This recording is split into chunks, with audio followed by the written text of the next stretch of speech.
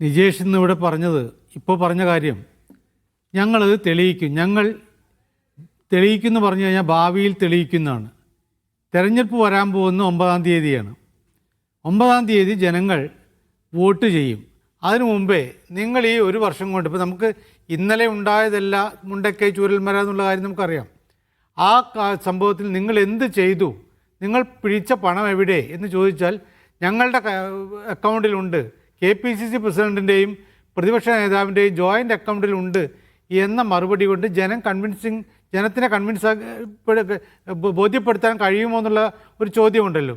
ആ ചോദ്യം നിലനിൽക്കുന്നുണ്ടെന്നുള്ള കാര്യത്തിൽ സംശയമില്ല. അതാണ് ഏറ്റവും പ്രധാനപ്പെട്ട കാര്യം. ഇപ്പം നിജേഷ് ഇവിടെ പറഞ്ഞത് ഈ വിഷയത്തിൽ നിന്ന് മാറി ഇത് PR വർക്കിൻ്റെ ഭാഗമാണെന്നൊക്കെ പറയുമ്പോൾ നമ്മൾ ആരോപണത്തെ മറിച്ചിടുന്ന രീതിയാണ്. അതിൽ കാര്യമില്ല. അവർക്ക് പറയും ഞങ്ങൾ ഇത് അത്ര പിരിച്ചു, ഇത്ര ഇപ്പം അതിൽ പറഞ്ഞ ഒരു കാര്യത്തോട് എനിക്ക് യോജിപ്പുണ്ട്. കാരണം ഞങ്ങൾ ഇത്ര പിരിച്ച ആളുകൾക്ക് ഇത്ര, തൊഴിൽ നഷ്ടപ്പെട്ടവർക്ക് അല്ലെങ്കിൽ വീട് നഷ്ടപ്പെട്ടവർക്ക് ഇത്ര കൊടുത്തു എന്ന് പറയുമ്പോൾ അവിടെ ക്ലാരിറ്റി ഉണ്ട്. പക്ഷേ നിങ്ങൾ ഇത്രയും കാലത്തിനിടയിൽ സ്ഥലമെടുത്തിട്ട് വീട് വയ്ക്കാനുള്ള തറക്കല്ല് പോലും ആയില്ല.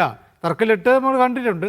അത് പക്ഷേ ഒരു പണിയും നടന്നില്ല എന്ന് പറഞ്ഞാൽ അത് ഭാവിയിൽ ഞങ്ങൾ തെളിയിക്കും എന്ന് പറയുമ്പോൾ വോട്ടർമാരെ, ഇപ്പം ഇവിടെ നിഷാദിനെയോ എന്നെയോ മറ്റാരെയെങ്കിലും ബോധ്യപ്പെടുത്തുക എന്നുള്ളതല്ല ഏറ്റവും പ്രധാനപ്പെട്ട കാര്യം.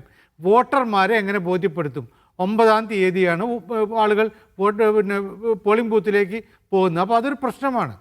ഇവിടെ ആ ഒരു ഉദാസീന, ഇപ്പം നിഷാദ് ഉപയോഗിച്ച വാക്കുണ്ട്, ഉദാസീനത ഉണ്ടായി. കാരണം ഈ മത്സരിച്ച് ഇപ്പം സർക്കാരിൻ്റെ എന്തുകൊണ്ട് ഒരു വർഷത്തെ വ്യത്യാസം വന്നു എന്ന് പറഞ്ഞാൽ നേരത്തെ പറഞ്ഞ പോലെ അതിന് ഭൂമി തർക്കവുമായി ബന്ധപ്പെട്ട കാര്യങ്ങളുണ്ടായിരുന്നു.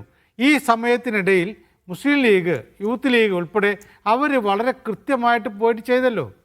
അപ്പോൾ അവിടെ നിഷാദ് താരതമ്യപ്പെടുത്തുന്നത് സർക്കാരിനെ പോലുമല്ല. അതൊരു താരതമ്യം വളരെ പ്രസക്തമായിട്ടുള്ള കാര്യമാണ്. മുസ്ലിം ലീഗ് അത്രയും ചെയ്തു, നിങ്ങൾ എന്തുകൊണ്ട് ചെയ്തില്ല? അവിടുത്തെ MP എന്ന് പറയുന്നത് മുസ്ലിം ലീഗിൻ്റെ MP അല്ല, കോൺഗ്രസിൻ്റെ MP ആണ്. അപ്പോൾ അവിടുത്തെ MLA എന്ന് പറയുന്നത് മുസ്ലിം ലീഗിൻ്റെ MLA അല്ല, കോൺഗ്രസിൻ്റെ MLA ആണ്. അപ്പോൾ സ്വാഭാവികമായിട്ടും ഈ ചോദ്യം, നിങ്ങളുടെ MLAയും നിങ്ങളുടെ MPയും ഉണ്ടായിരിക്കെ എന്തുകൊണ്ട് നിങ്ങൾ ഇത്രമാത്രം വേഗതയിൽ കാര്യങ്ങൾ നീക്കിയില്ല? കുറച്ച് വീടെങ്കിലും, പേരിന് ഒരു വീടെങ്കിലും അവിടെ ഉയർന്നിട്ട് താക്കോല് കൊടുത്തിരുന്നു വയ്ക്കാം, ആ പ്രശ്നം ഉണ്ടാവില്ല. ഇപ്പോൾ ഈ ചോദ്യം അത് ഇപ്പോൾ PR വർക്കെന്ന് വീണ്ടും നിജേഷ് ആവർത്തിക്കുമെന്ന് അറിയില്ല.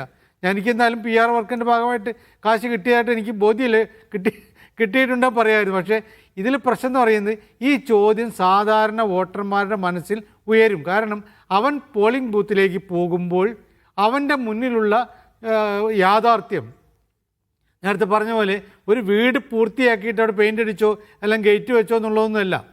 അവിടെ അത്രയും ആയല്ലോ. അവിടെ യാഥാർത്ഥ്യത്തിൽ അവിടെ വീട് ഉണ്ടാവുന്നൊരു ടൗൺഷിപ്പ് ഉണ്ടായിക്കഴിഞ്ഞു. ഇനി അതിൻ്റെ പൂർത്തീകരണം ഉണ്ടാവണം. ആ പൂർത്തീകരണം കൂടി സ്വാഭാവികമായിട്ടും സമയമെടുത്തുകൊണ്ട് വരും. പക്ഷേ ഇവിടെ അതിൻ്റെ ഒരു ഘട്ടത്തിലേക്ക് എത്തിയില്ലല്ലോ എന്ന് വോട്ടർ ചിന്തിക്കുന്നൊരവസ്ഥ. നിങ്ങൾ അധികാരത്തിലേക്ക് വന്നാൽ പോലും ഈ ഉദാസീനത ഉണ്ടാകുമ്പോൾ ചിന്തിക്കുന്നൊരവസ്ഥയുണ്ട്. അത് യാഥാർത്ഥ്യമാണ്.